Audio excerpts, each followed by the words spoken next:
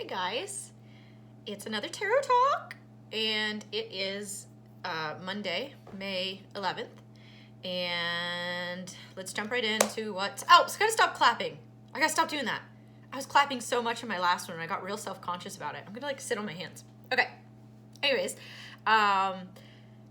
there's some new stuff going on astrologically, so as always, fast forward if you don't want to hear about what's happening in the sky. And we are still, Uranus is in Gemini, which we went over in great detail last week. So that's not changed, and I think that's going to be there for quite some time.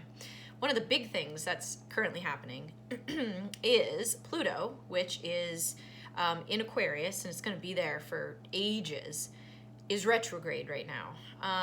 And I'm not going to get into what retrograde means, just look it up. But essentially, astrologically, it means essentially things that are evident or maybe not so evident, or things that are in relation to that planet and the sign that it's in. When it's retrograde, it kind of does like the, not so much shadow aspect of things, but it kind of forces action to take place rather than things moving forward smoothly and in your control. When things go retrograde, usually things are back asswards. So Pluto is the planet of the hidden realms, of, dark stuff, secrets, hidden facts about yourself, or, facades that you put on, or things like that. And what Pluto being in retrograde definitely shows, and I've definitely been seeing it, is the revealing of hidden agendas that people have, and I'm just going to say the unraveling of bullshit. The exposure of fakeness, the exposure of personalities that are superficial, or the exposure of systems that are really broken but are putting on a facade that they're secure and stable, and the unraveling of lies that have been hiding behind closed doors or behind the curtain, and they're finally being, kind of exposed. But in a sense where it's almost like the exposure's happening on its own, but without interference of others. Like, people are unraveling. People are showing their true colors. The masks are thawing. Well, it could be thawing, I guess, if you're an icy bitch. But masks are falling with a thud. So that, I believe, will be in retrograde for the next 7 months. So there's going to be some interesting things collectively, personally, with systems that are broken finally deteriorating. And, collectively, I think that probably isn't a bad thing, to finally see toxic, corrupt systems finally unraveling and their exposure coming out to light. So that is Pluto in retrograde. And I think collectively, too, why it's so powerful is because it's in the sign of Aquarius, which is the sign of the collective. It is the, the movement of, new beginnings and new trailblazing ideas collectively, with society, with technology, with just humans as a whole. So with it being in retrograde, it's going to show and expose those broken systems and those broken people. So I think it'll be pretty interesting. A couple of other things that are coming up. Let's see, we have a new moon in Taurus coming up this Saturday, which new moons are always really great for cultivating fresh beginnings and manifesting, new ideas, new beginnings, new just kind of starting fresh, like a starting a new slate in what you want to accomplish, and emotionally and spiritually, energetically. And with it being in the sign of Taurus, this is definitely new beginnings that can be cultivated in your stability, financial stability, sensual pleasures. Who doesn't love some sensual pleasures? And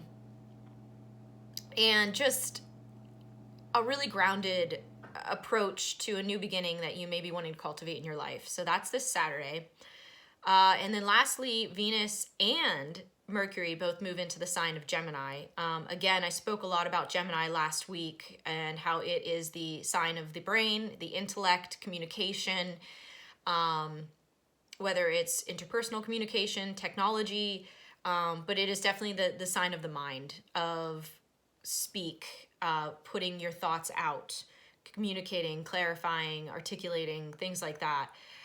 Very chatty sign to all my Geminis out there.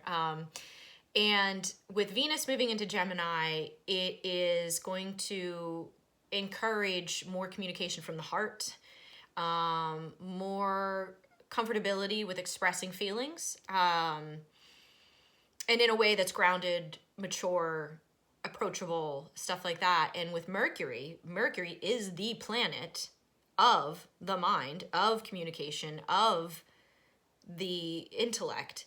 When it moves into the sign of Gemini, that's its home turf. So it's going to be exalted in that sign, which means communication in the next, I don't know how long it's in the sign of Gemini. That's usually not very long, like maybe a month or so. But communication is going to be sharp, clear, concise, on point, no hesitation. And that coupled with Venus in Gemini, I feel like there's going to be a lot of heartfelt, meaningful, direct conversations. There's going to be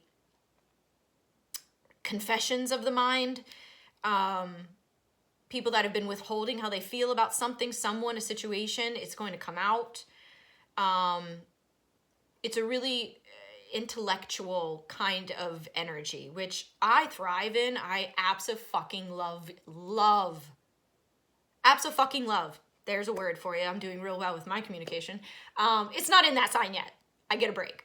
But I love intellectual conversations. And like, honestly, there's nothing sexier than having an intellectual conversation with someone and bonding of the brains. Like, that is so much more attractive than any other thing. And I'm sure there's a lot of people out there that just, when your brains click together and you can understand each other in a way that's much more deeper and less superficial, not surface level, that's just, relationships that are like that are just fabulous, you know? So I really encourage you guys, if you are, you know, of that mindset, like, really talk.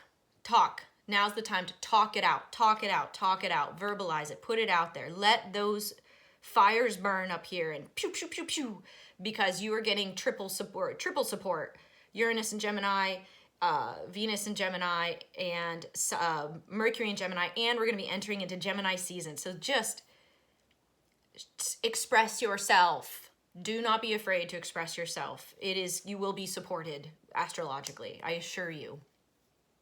So, anyways, let's go ahead and stop with the hand, Sarah. Let's go ahead and pull a card. And if I have time, I'll do another, what are they called? Oracle card. And I hope you guys like the oracle cards being thrown in there. I think it's kind of jazz it up a little bit. You know what I mean? All right, so let's go ahead and do this. Fifth card. Oh, okay. Like 10 came out. We aren't doing that. No. All right, maybe Gemini is here. And they're like, I got lots to say. Gemini, stop it. Oh my God. All right, we'll do 2 cards. Fine. Ooh, okay. So we've got the Queen of Pentacles and the Hanged Man.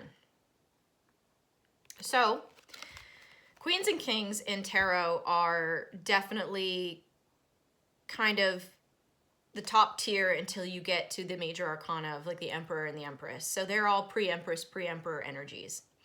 Whenever it's the Queen of Pentacles, or King for that matter, that is very Taurian energy. So this tracks that it's still Taurus season. And Queen of Pentacles is probably one of the most grounded, sensual, stable, emotionally available but mature energy out there, male or female, however you want to interpret it. Someone that somebody feels safe with, a person that is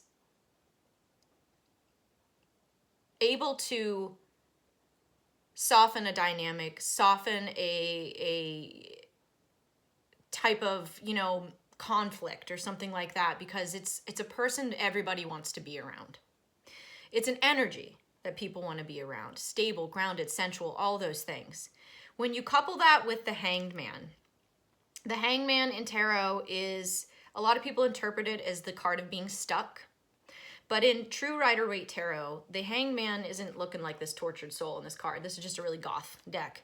The hangman is actually a guy that's hanging from one leg, and the other leg's kind of crossed like this. And he's got like a aura around his head, and he's hanging upside down. And what it truly represents is someone who is deep in spiritual thought and cleansing and healing. Someone who's really deep in unearthing their own inner truths and own inner spirituality, and, having kind of like that epiphany of thoughts. And so when I see these two coupled together, this is an energy, this is a lot of Gemini jitteriness here, I'm telling you. This kind of tells me with them coupled together that we're kind of in a space right now, I feel, where it's that calm before the storm. And when I say storm, I don't mean a bad thing. I mean someone who's collecting themselves before they step out of that reserved position to ground themselves in a thought, an idea, or a situation where they've done lots of time to think about it. They've done lots of time to ruminate on what they want, what they decide, where they want to go with it. And they're going to be approaching said situation, said whatever, conversation, plan, idea, whatever it is, from a really grounded position, from a really stable, grounded, secure position.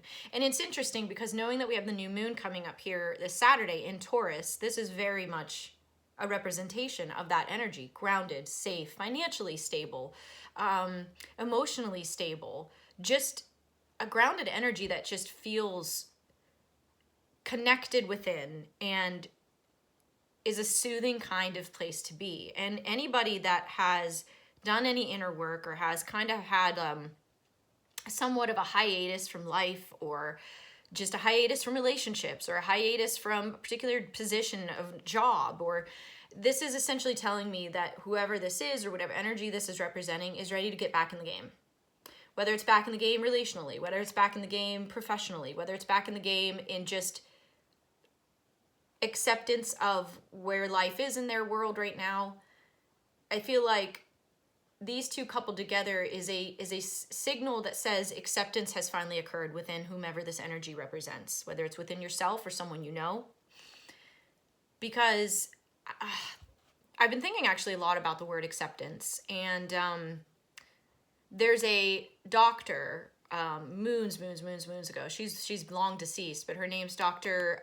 Hazel Claire Weeks, and she's kind of the godmother of discovering anxiety disorders and what anxiety is, and that type of mental health conundrum that we all are very familiar with, some worse than others. And one of the things she said in one of the videos I watched about her was saying that acceptance lies within the heart. And for some reason, this really says that to me, that acceptance, going within, unveiling and discovering whatever ails you mentally, emotionally, and digesting it, understanding it, and undoing the layers of your inner onion, emotionally, spiritually, leads to a grounded acceptance of who you are. And you become a stable anchor within your own life. And saying that acceptance lies within the heart is so true, because only you have the power to accept the unacceptable. There are so many things in this life that we just deem unacceptable. Trauma, grief, frustration with situations, things that don't go the way we planned, reality, expectations not matching reality. Once you understand acceptance and you really lean into the whole, I don't have control over everything. You have control of how you react. You have control of how you feel. but you don't have control of how others feel or react. You don't have control of what situations are coming down the pipeline or where they never came, if that was something you were waiting for. Like, these are all things that you've lost. I mean, grief is a huge factor of acceptance, and I don't wish any of these things upon us, but that's part of the human experience. And if we're incapable of finding that acceptance within ourselves, we'll never really be at peace with where we're at in our life. We'll always be looking around the corner for something else to fix that pain. We'll always be looking around the corner for something else to fill that void. And to truly go within yourself, learning that about yourself. And this is very Piscean energy, by the way. So it's a very watery, intuitive energy, the Hanged Man, which really tracks with like doing inner healing, inner work, or, unlayering that onion. Until we find that stability within ourselves, or until we find how to work through those layers, then we're never going to achieve this kind of grounded stability. This is pre-Empress energy. This is the precursor to full elevation in the spiritual woo-woo world. So this is really encouraging that these are cards coming together, because they really do complement each other in that sense. And I just really feel like we've all been down a path, and currently our society, our world is going down a path of unacceptable things. And I'm not saying we have to be passive and just lay back and take it, but I am saying that there are going to be things, situations, and stuff in general that we can't control. And acceptance is a huge factor of finding inner peace within yourself, because until you do that, you will always have a restless soul. So I like these two together. This gives me hope that we are moving forward in a good direction. And to anybody out there that just needs to hear that you're coming around the bend. We all are. And we all can, if you don't feel that way. But really honor those inner layers. Don't be afraid of them. And yeah, find your inner stability, your inner, Queen or King of Pentacles, because we all have that in there.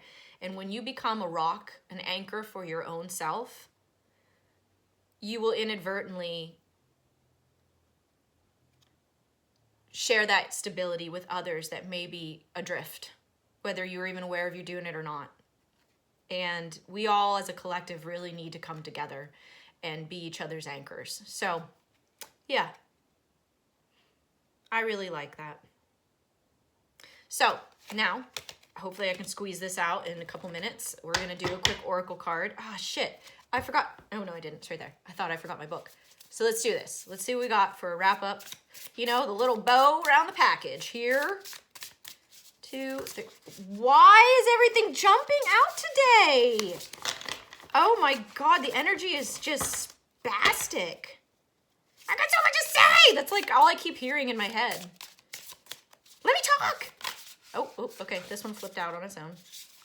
4. No, we're not doing 4 cards. Stop it. Oh my God, you guys, I know I'm nuts. It's all right. Don't need to tell me that. All right, let's do it. Oh, the swan. The swan is actually quite good, I think. I do recall this one.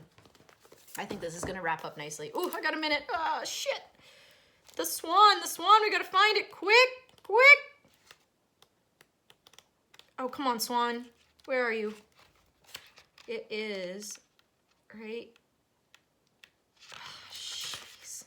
As I flounder, I don't have much time. I'm going to read this real fast. All right.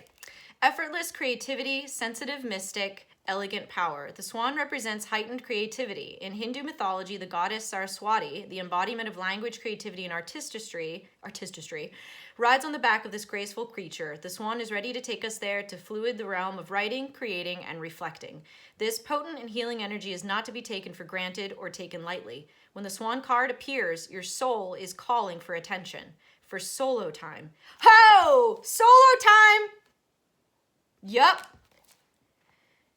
an inner voice is waiting to be heard, an inner vision likely to be revealed. Boom, guys. Gemini energy, speak your minds. Love you. Bye.